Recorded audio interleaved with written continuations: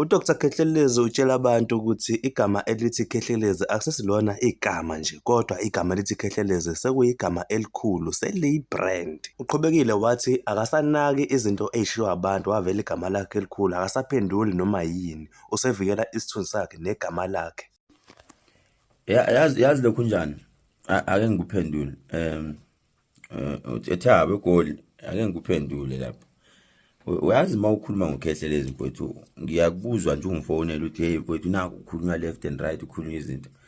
Yabona mase ukhuluma nokhehlelezi, ukhuluma ngokhehlelezi. Sesikhuluma ngama international. Asalaphi noma yini noma kanjani. Asaphenduli noma yini. Ma ukhuluma ngathi ukhuluma ngegama ibrand enkulu kakhulu boss.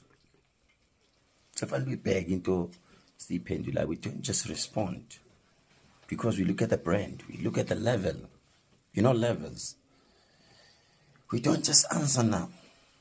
We look at who do we respond to. Because if I respond to anyhow, to anyone, I might give him or her mileage. So it's just those things.